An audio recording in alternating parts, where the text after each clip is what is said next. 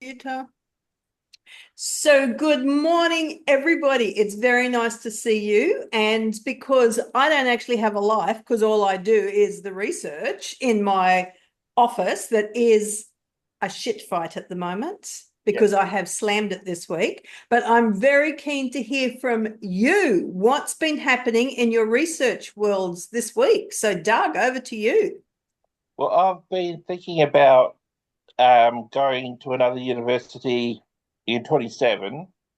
And so in 2 years' time, after I finish the master's, and doing another PhD looking at homelessness and climate change, Yeah, either from a sociological as well as hopefully as well as a social work perspective. So yeah, that way it's interdisciplinary. yeah, Interdisciplinary. Yeah, that's it. That's the word. yeah. Um, it looks like Deakin might be the way to go at the moment, but they don't have social work, so it might just be Sociology. sociology. But Flinders also has a good supervisor, potential supervisor that not in social work, but in human geography that I might hassle. Yeah, okay. So human geographers and social workers do work closely together. They go Yeah, hand in hand. Yeah. Yeah. And certainly at JCU, I know of one human geographer who actually worked in the social work department. okay. Anne Marie, I don't know if you remember Dr. Wendy Earls. She might have Oh, been, I do. Yeah, yeah. yeah. So Yeah. Wendy was a human geographer, or is. Okay. Okay. Wendy is a human Yeah. geographer. Sorry. Yeah. Do they do online PhDs? Do you know? Who? Sorry? Do they do online PhDs? I don't think so. No, No. it's quite rare. Yeah, it is. To my knowledge, I understood from Tara that Darwin, CDU, was the only one that was doing fully online PhDs. But Mm. now Anne Marie's doing an online PhD through Queensland Uni, Anne Marie? Yeah, yeah. Yeah. And then, Doug, in your email that you sent me yesterday, you were talking about Yeah, Deakin. Deakin, was it? Yeah. Yeah.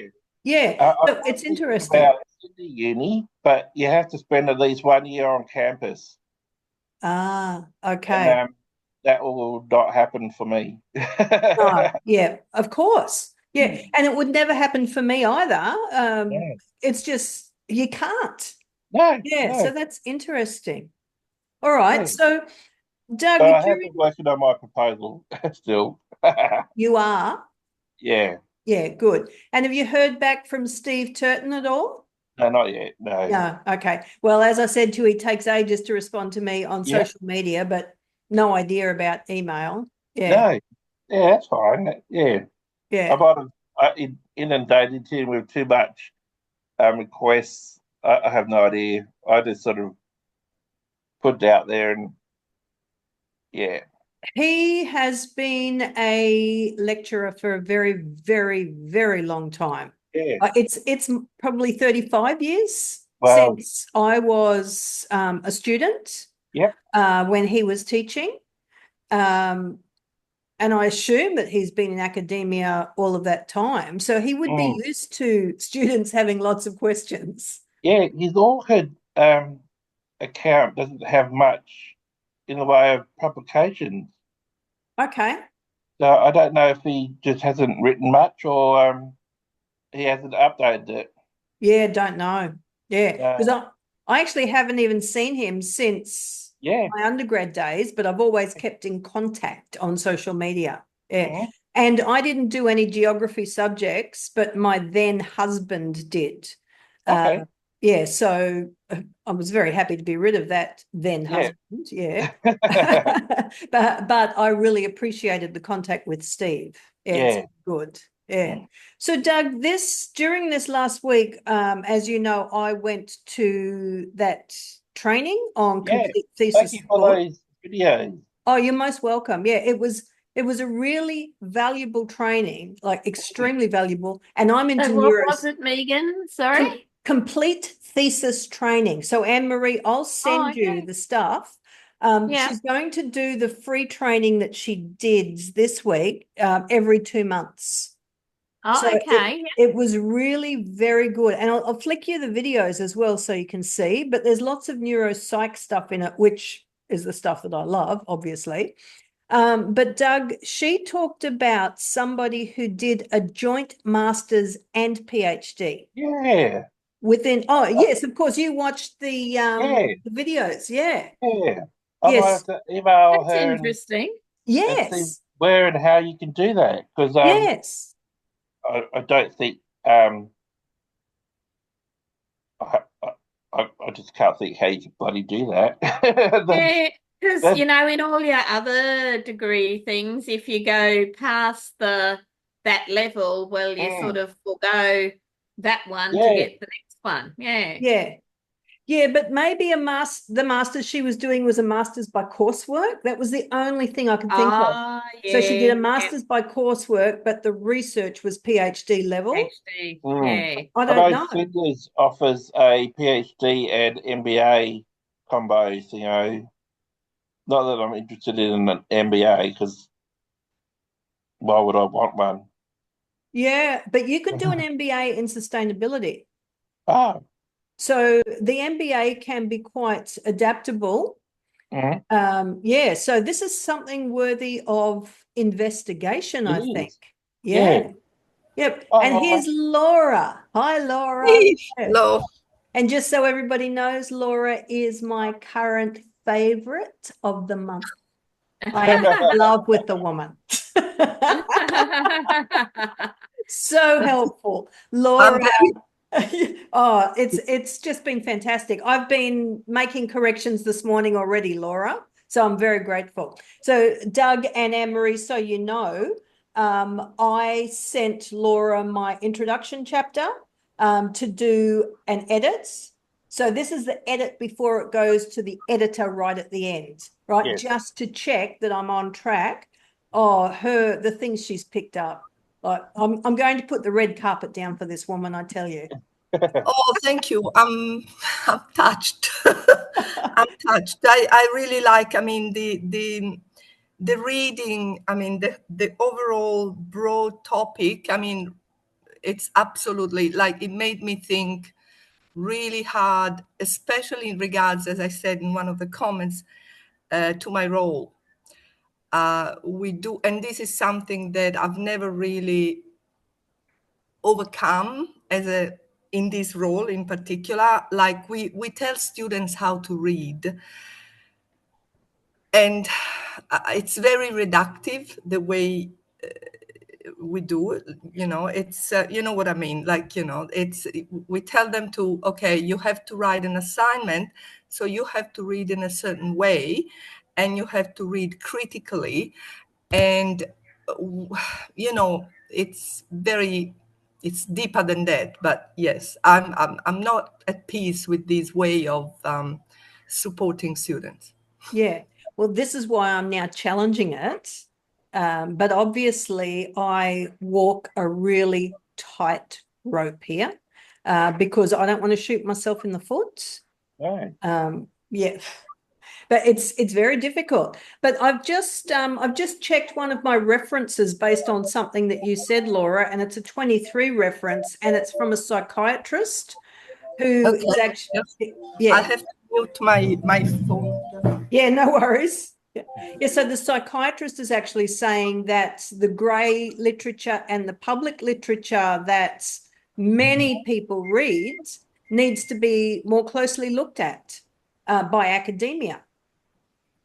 Yeah, so I'm going to just keep putting that reference in all the way through. But Laura, in later chapters, I actually pick up, particularly in the methodology, the personality of the reader.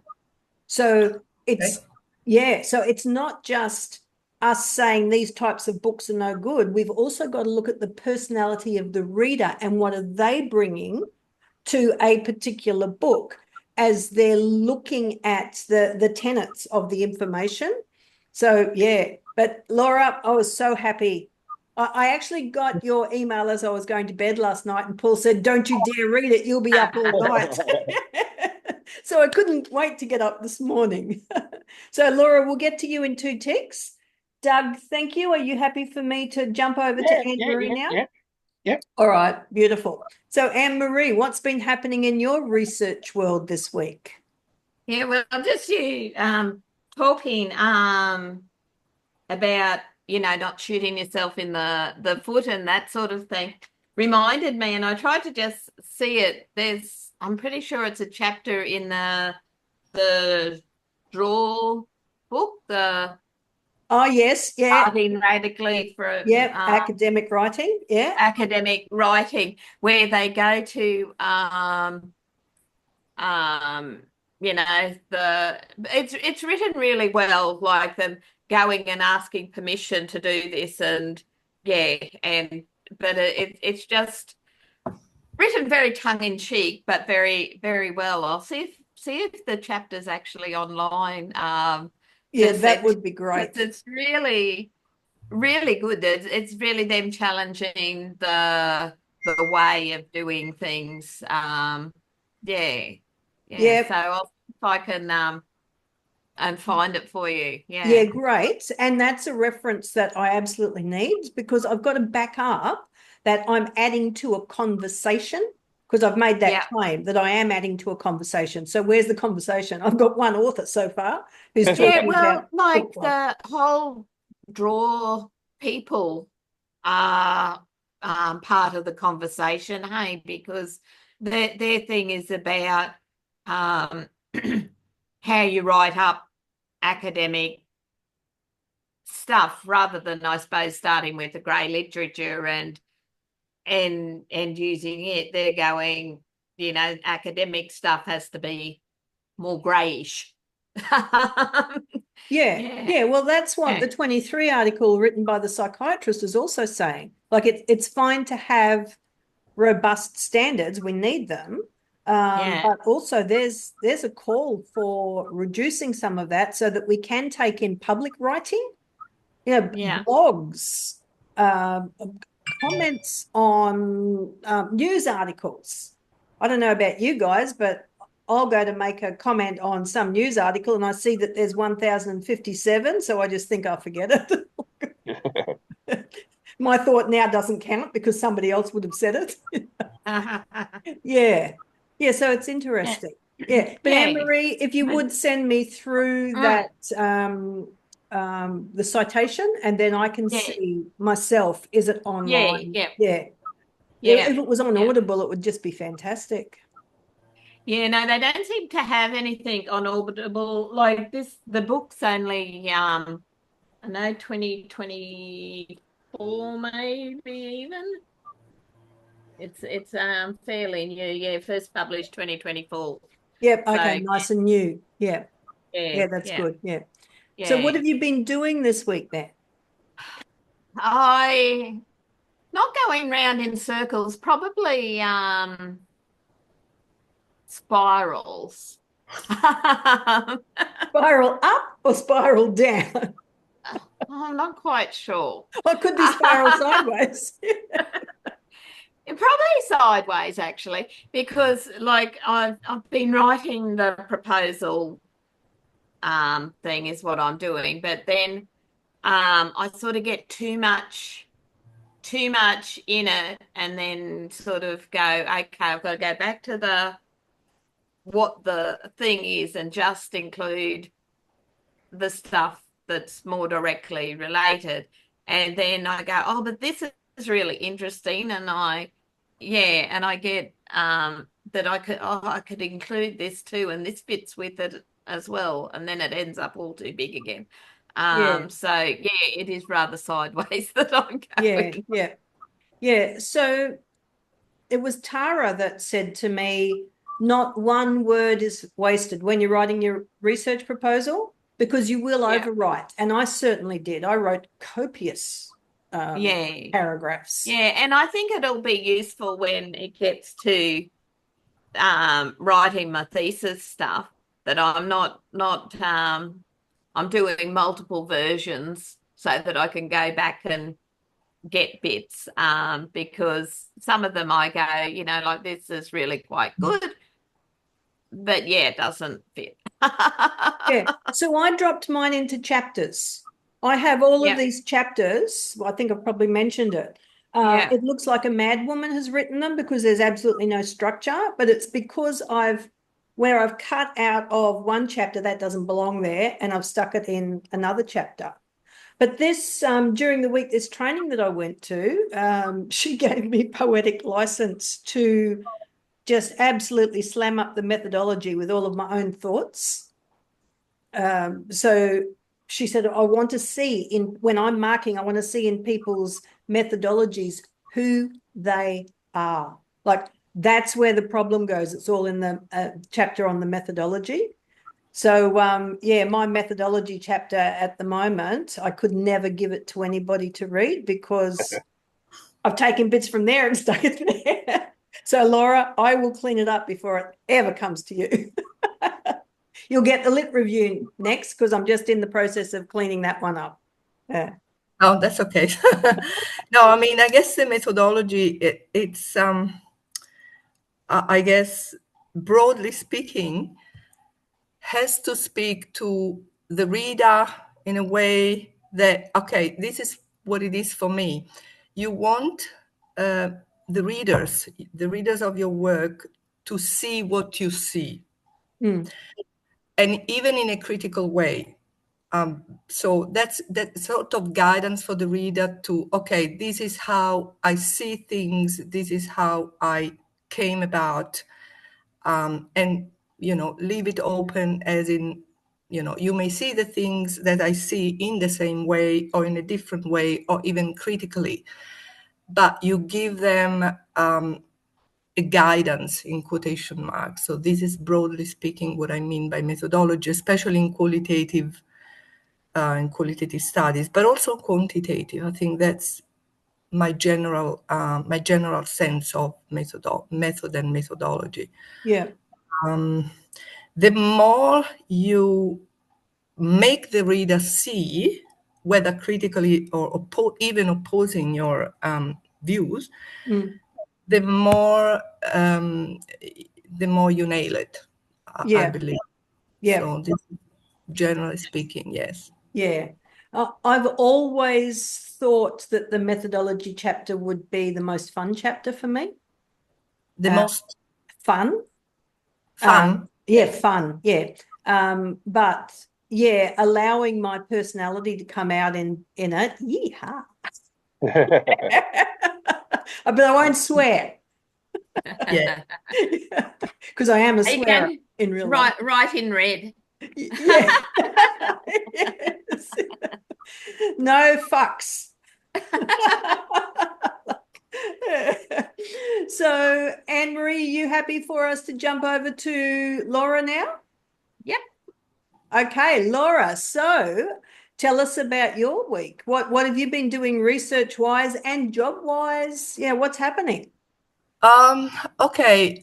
Job-wise, I think things are moving a little bit.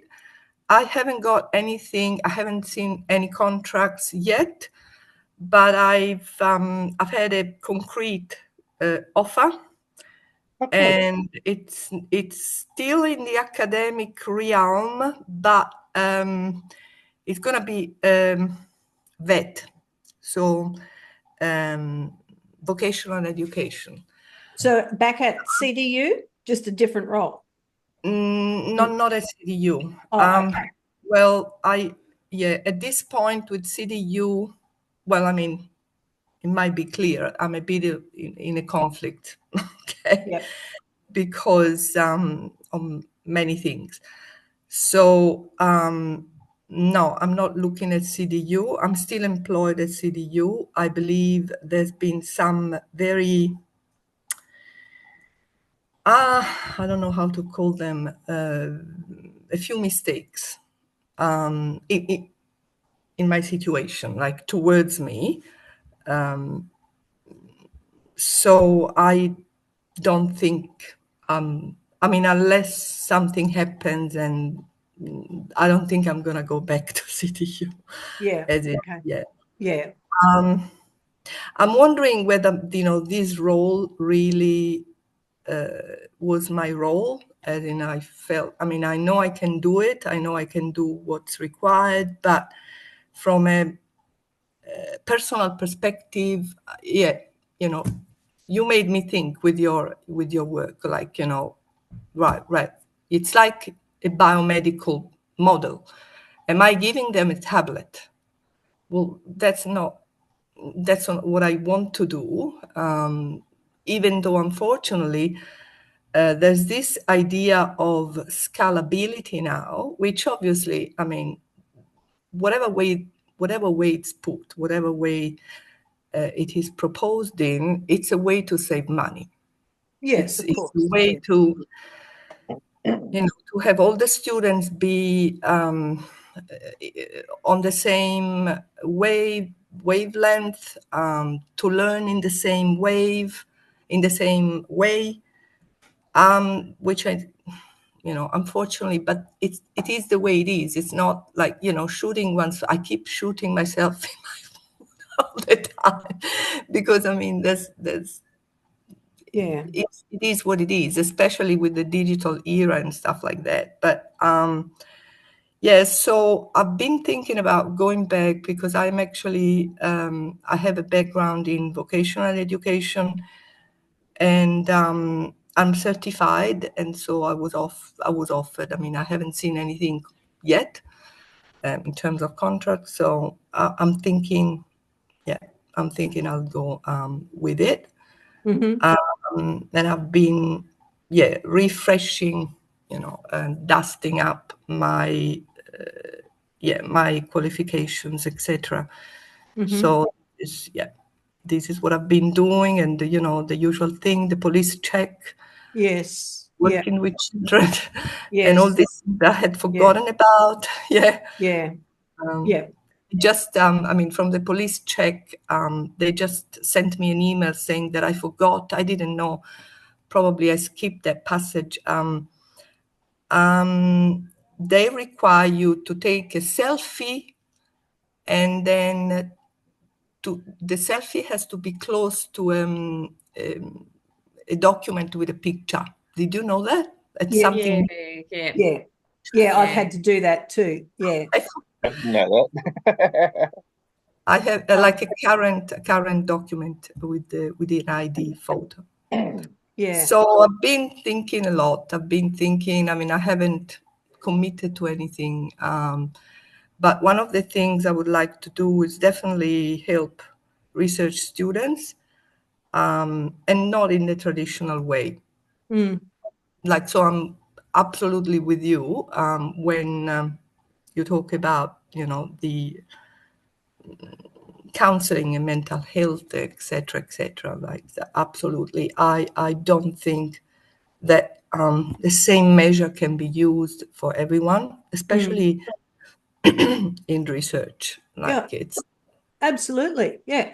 And I take my hat off to the lived experience movement and the recovery movement, who they fought for years to have themselves recognized as a discipline. And they do absolutely amazing work, and it is robust research. But I was talking to one of my theorists during the week, so Louise Byrne from Lived Experience Workforce Development, and she works for RMIT. And her contract runs out in July, and it's not being renewed because they've opted not to extend any of the contracts that are casual. So she's out too. But again, I didn't say this to her, but I thought, I wonder if this is another example of cultural hegemony. Like, let's just push them aside, push them out. Yeah. It's something that I can't, unfortunately. In traditional psychology, this would be called, correct me if I'm wrong, what is it called? Adjustment disorders. Yes. And In the DSM-5. Yeah. Well, you'll read in one of my chapters about a relatively new PhD in psych who's come up with an alternative to the DSM-5. It's the indicative trauma manual, I think she calls it, and quite clearly saying that these are not medical problems. These are the result of trauma, and we need to respond in trauma-informed ways rather than giving them a pill or excluding them for things. Yeah. So there's a groundswell that is changing the way we think. Yeah. And some psychiatrists too, like they're very supportive of this. It's not all psychiatrists. There is some great support. Yeah, one of the things though with that, for kids and that the psychiatrist might be on board with you with it being trauma related, but they'll end up giving a diagnosis of something else anyway, just so they get the support they need, because they don't get the support they need with a trauma diagnosis. Yes. And it also allows them to then prescribe medication in association or in alignment with said diagnosis. Yeah. But this is interesting times, because at the moment we've got a shortage of many of those psychotropic drugs. Yeah. So people in Australia can't get their scripts filled. And certainly in New South Wales, we've just had 205 psychiatrists walk out of their job because there's insufficient psychiatrists to fill the mental health needs, and the government won't give them any more money. Maybe because there is no money, but we've got these psychiatrists who are filling so many gaps, and it's fair that they have more money. And they're not paid the same amount of money, apparently, as psychiatrists in other states. So that was what started this. Yeah, so it's the mental health sector is in a real mess, and we need more people on the ground who understand and can fill gaps for what that client needs. Recovery model, what's best for that person, what do they say that they need? Yeah, I'm quite passionate about it, as comes out in my writing. And then I have to take the swear words out. Or Laura will do that for me, and then Gay at the end when she gets a hold of it. Oh dear. So it sounds to me like we've all had a fairly busy week. Yes, and certainly I have, because I have just been writing and going back over things and absolutely making sure that everybody who knows can hold me accountable to my deadline. So my deadline is mid-August. I'm handing the completed thesis to Gay for the final edit. So Laura will do all of the edits along the way if she's got the time. She can tell me to bugger off, but then I'll go and cry, Laura. So mid-August to Gay, mid-September submit the PhD. So that's when my stipend ends. Once you hand it in, your money stops. So the scholarship is then over. Remember to start filling out all the documents that you need, because there's several documents that you got to start filling out leading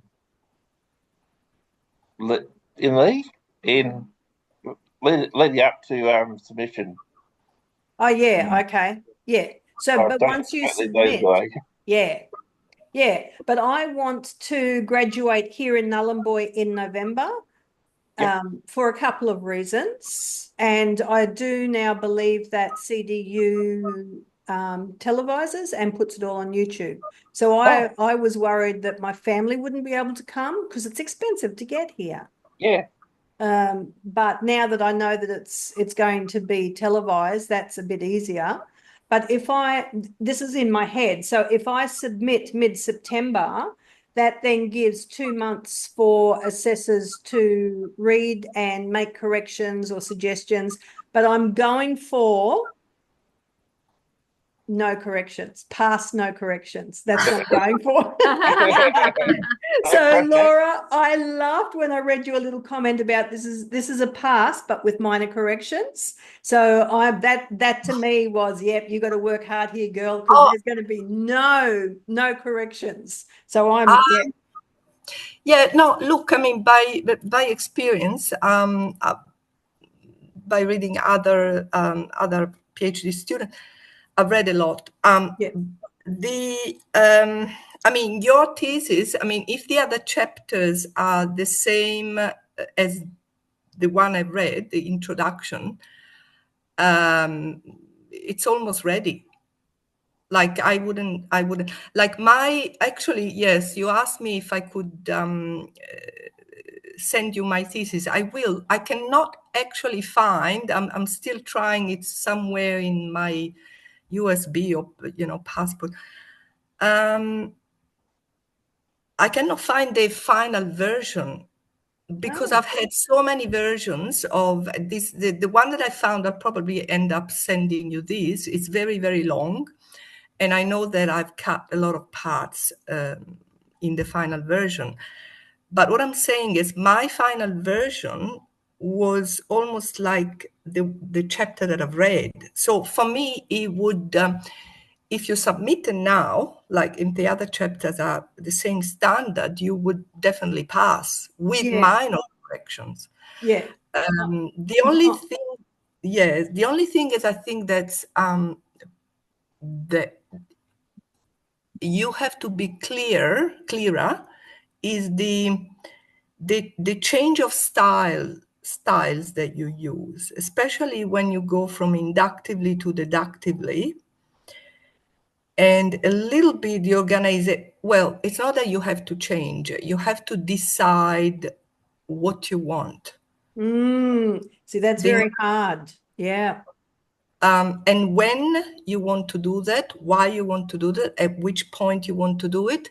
And it has to be, in my opinion, recognizable to a good extent. Yeah. And also a little bit the organization of the information. But that's if you want to aim, which has never been my ambition. I would have never dared. In fact, my thesis was sort of imperfect in that way when I submitted. Because my supervisor died, so everything was rushed. Yeah. Everything was rushed, like, somebody else, thank God, jumped in. But I just wanted to, So the information of the organization of the information is important, again, for you, for yourself to understand how you want to organize it and make it a bit more explicit. Mm-hmm. Because even though I can see Tara's influence, it's still a traditional thesis.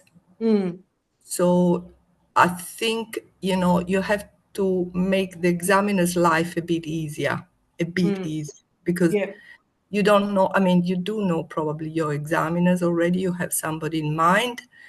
I've made suggestions, but I don't know who they will contact. Yeah. Oh, they will. I mean, they should take your suggestion. That is usually how it works. Well, one is Brene Brown. Perfect. Yeah. And the other one is actually a linguist from Ireland. Yeah. Oh, yeah. You told us. Yeah. Is that the lady who was on some of the things? Lorraine. Yeah. So I have disclosed that she attended one book club, but that I have no other relationship with her. So I've made that disclosure, and I think that might exclude her, but I went ahead and put it in anyway because I just loved the way she thought. Yeah. And then reading Laura's comments on my introductory chapter, I can see, like, Laura has used terms that I have no idea what they are, so I have to go and look them up. And I love that because it's in the conversational tone. There's more learning that's going down. I adore that. Yeah, the duality of learning. Yeah. Yes, I must say, Laura, it's very useful having you join us, having already done the stuff that we're doing. Yeah, you're a treasure, Laura. Oh, thank you. Hey, Laura, did you know Gramsci before you read my chapter? Oh, yeah, well, yes, because it's part of high school I studied philosophy from in high school. Like it's compulsory in. We don't have the same. We have a very different system. It's much more similar to France than the English-speaking country system. You have to decide what you want to study at 13 or 14. And I Wow. went for, very different types of studies. Like I went for classical studies. So unfortunately, I ended up studying Latin for 13 years. I loved it though, very, very interesting, because at that time I did it very mechanically. I didn't think. And then as I grew old, I thought, this is actually quite useful. If I remembered more, that would have been even more useful. But yeah, so we had to study philosophy, and Gramsci was one of the authors. Yeah. So what country was this in? Oh, Where I'm were you? Italian. I studied Yeah. high school. I did all my high school studies in Italy. Yeah, okay. So I'm part of my dissemination plan for my thesis, once conferred, is to publish as popular writing and having my book launch at the internment spot of Antonio Gramsci in Rome. So I've already opened my savings account with the higher interest to go to Rome, which is my favorite country in the world. I love Rome. I love the juxtaposition of the old and the new. It speaks to my soul. I don't like the dirtiness, and I don't like some of the lewd comments from the men that when I was there that I used to get, like, get away from me. But I love walking past an absolutely modern building and then being able to touch century-old stone. Eyesores sometimes. Yes, However, yes, some of them are. Yeah. yeah. But to go and be in the buildings that when I was in primary school, learning about what happened at the Colosseum, for example, Oh, to actually go there, that to me was a highlight. Yeah. And Pompeii, I was a little bit disappointed because I didn't realize they were plaster molds, of the bodies that were lying down. In my head, they were still the mummified dead bodies. You wanted the real ones. Yeah, it was Gruesome. macabre. Megan came out like, oh, yeah, dead bodies. Yeah. yeah. Actually, it's interesting. I thought some of them may still be the original, but I've read somewhere years and years ago that they may have been removed. I mean, the original real ones, Yeah. to preserve them. So they might have been moved somewhere else, but I'm Yeah. not sure. Yeah, possibly. Yeah. But even Naples, like hearing about Naples, yeah, I know everybody questions me, like my sanity around this. Hearing songs or reading about the poverty of Naples in popular literature, and then to go to Naples and wander those very narrow corridors, paths, I don't know, between the houses, I don't know, little road things. Yeah. To walk the history that I have always held in my mind, that was excellent. And then again, the juxtaposition of the poor, the poverty, to the wealth, like experiencing that. Yeah. Yes, and Sorrento, like, what can I say? How long are you spending over there when you go? I'm going to tag my book launch onto the end of a retreat. So it'll probably be 2 weeks, but I'll also go to France. Because when I did France, it was more of an alcohol tour than anything else. So Nice. French wines. oh yes, and champagne is my thing. I do love a good champagne. Yeah. I love the pop in the mouth, like, oh, And with cheese and bread. Yeah. Yeah, so I don't know yet, Anne-Marie, if Paul will come for that entire time because it's going to be expensive. So I'm not sure if Paul will go and stay with friends in France, maybe. While I do Italy, he'll come and join me for the book launch. I don't know at this stage. It's too far away. I just need to get this thesis mastered. Thesis done, and then the book. Yeah, yeah. Yeah, so Well, if you Andrew Griffiths. continue this session after you graduate, Why not? that's good. Yeah. Yeah, Yeah, 'cause I we have- think it's really helpful. Yes.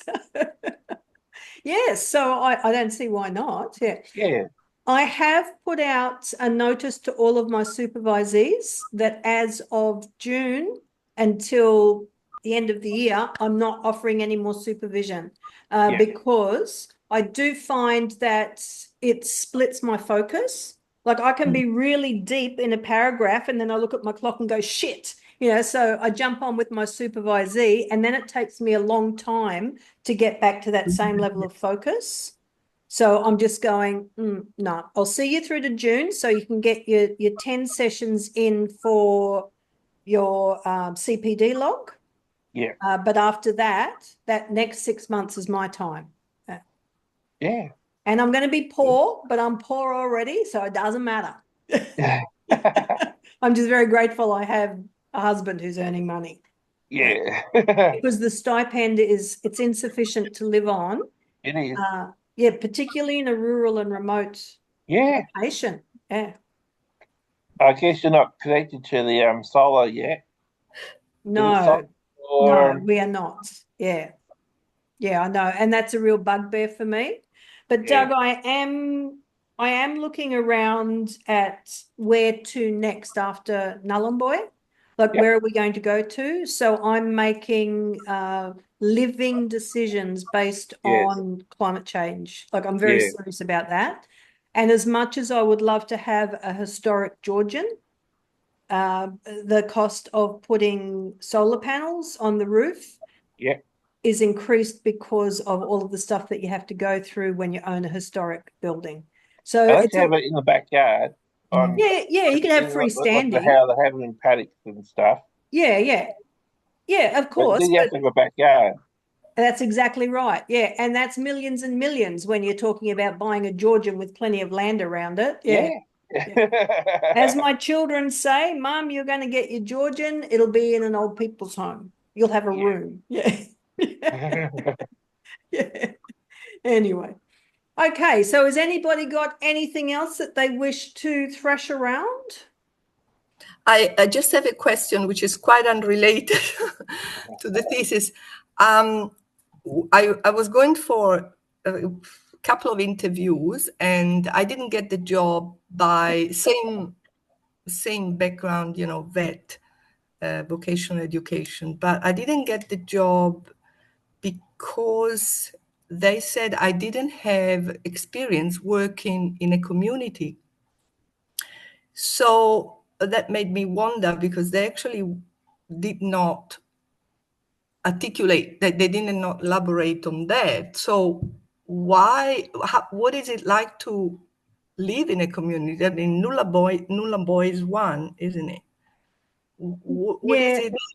Yirrkala is probably closer to the community, although Yirrkala is also a township, but we call it a community. Living in community is very, very difficult, extremely difficult. And I'm not your typical white woman because I'm born and grew up in Papua New Guinea and I've lived in far north Queensland for a very long time, including living in communities. Yeah, so there's many different protocols, as you probably know, many different protocols that have to be adhered to. It's right down to dress. Like if I was living in community, there is no way I would, yeah. So Anne-Marie's saying yes, yeah. So I'm okay about turning up here having my bare arms showing because we are from similar cultures. But in community, I would be much more respectful. There's also a problem with people who have never lived in community going to community and working in community is the high attrition rate. It's very shocking to many people. So the job turnover is extremely high because people can't accept it, and they try and place their values on the Indigenous people's values. But another thing, Laura, in our sector is currency. So lots of employers want you to have job currency in particular areas. So that might actually be what they were talking about. You haven't lived in community, so there's no currency of practice there. And I've always had to maintain something that I do to make sure that as a social worker, my social work currency remains high. Yeah. Okay. Doug and Anne-Marie, you might have a different view to answer this. Yeah, because like with me in the homeless sector, for close to 10 years, I was working in emergency relief with homeless people and Indigenous and asylum seekers all coming in and sort of having their hands-on ability to work and interact with people, as well as at Red Cross with asylum seekers. I was there for 4 or 5 years. You just immerse yourself in the population. It's interesting, like the different concepts of what community is. So because you don't sort of know, like from what you've said, whether they mean working in community, like just having a job where you're frontline worker with the community, or whether they mean like what we take a community is I don't know if the Territory has them, the Dogget communities or ex-Dogget communities, so deed of grant in trust. Yeah. So that's what we class as communities, and they're the Aboriginal communities that have very low white population. And like when so I live in Normanton, which has got about 60% Aboriginal population, and so it's quite different to being in a community. But when I'd go to like Doomadgee and Mornington Island and that sort of thing, I'd actually, go to the council and let them know I was there. A few, previously, I'd actually even write and ask for permission to come to their community and tell them how long I'd be there and what I was going to do, because you're on their land. It's all their land, but in communities, that's really important. And then there's a lot of protocols around when there's sorry business, and like in the communities, they'll actually stop work for sorry business, that you don't go as a white person. You stay within your building and do your work if that's what you're going to do. And there'll be places that are restricted for you to go, that were special places to the person who passed.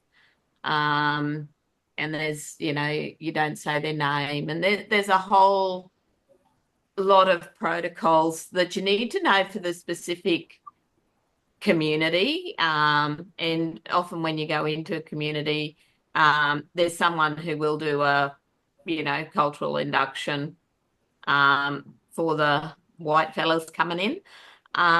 But it just depends what they're meaning by community, whether they're meaning a community or in the community work in general, as a frontline worker. Yeah. Yes. Well, thank you. Very useful. Thank you very much. Yeah. So what do you think I should do to gain that currency? Because obviously I've never worked in the community. in a community. Well, but I understand, you know, the concept of community can be different. But I think in this case, it would be really when the majority of the population is of First Nation. Mm. Yeah. You could volunteer at a particular organisation that deals services or works with First Nations people. That's a very good way of getting hands-on experience. You don't, of course, you don't get paid, but you know you're probably the one who will do most of the work because paid employers are more there for paid employees are mainly there to do the admin work, while the volunteers do all the front work and most of the interaction. So if you can find a place that's nearby, like not having to travel an hour or so to get to it, that might be a good place to go. Try. Okay. Even if it's I don't know. I was just thinking of corrections for some reason, but I don't know if there's a women's prison at in Darwin. I guess it would be. They might have social. I don't know. Skip that. But but there might be a place where you could volunteer and get that sort of experience, and then you can either then move it to another place or try to incorporate that into your work history. Yeah. I think also networking with TOs from the area that you want to work in is actually quite important, because the traditional owners have, they really do have a lot of influence. So making sure that your networking includes TOs. And if you want to come over to Nhulunbuy, we've got a bed here that you can stay with us, and we can do the tours. It's not a problem. I may take on your offer. Yes. Yeah. Not Well, the air conditioning. I'm a bit in love with Witiana Marika, who is one of the Yothu Yindi people, and he's the TO, and he is the cultural consultant for Riratingu, who my husband works for. My husband's the COO there, so nothing happens without Witiana being able to say, yes, this is a good thing. Yeah. And the reason I want to graduate in November in Nhulunbuy is so that Witiana can lead the bungle, the corroboree, as you know, the entrance. Yeah. I was so moving last year. It was wonderful. And I am a little bit in love with Witiana. He's very, very funny. Yeah. So come on over, Laura. I will. Yeah, and I'll keep you posted as for my interesting. Well, I would have avoided it very gladly, but Yeah. interaction. Well, I'll get you paid today for reading that chapter. So there you go. There's the start of your saving to get on over here. Right. No worries. All right, everybody, thank you. It is wonderful to see you all. And thank you for being brave enough to share your highs and your lows of research. And it is lonely. And Doug, it's really nice to hear that you're keen to keep this going after I graduate as well. Yeah, because I think it is incredibly valuable. I don't know if any. I found it very valuable. Yeah, it is good. I don't know if any of you had seen on LinkedIn, I've had 2 discussions this week with social work educators who are doing their PhDs, and they would love to join us, but they're both teaching at this time. So for this semester, it doesn't work for them. What about if we change our time? Yeah, well, we could do. I've said right from the word go, I'm open to that. Yeah. We'll check with those the 2 educators and see. Yeah. All right. And you all think too about what your best time is? Because I'm really easy. What's the date today? Is the 17th. Oh, we've got book club in 2 days' time. Where we're doing that poem, that Anne Marie's favorite poem, right? 13 ways to view a blackbird. Yeah. Oh, And I won't be here next week. I'll be on a plane. oh, where are you off to? You going south? No, just going over to Cairns for eye stuff. And so go over Monday, do it on Tuesday, back on Wednesday. Oh, So quick trip. Yeah. quick trip, yeah. Okay. All right. Okay. Well, I won't say have fun because you're not going to. It's just going to be so quick. No, but I will get to cuddle my grandson, so grandchild, yeah. that'll be nice. Yeah, that will be nice. Yeah. All Yeah. right. Thank Okay, you, then. everybody. See See you you. all later. Bye. Thank you. Bye-bye.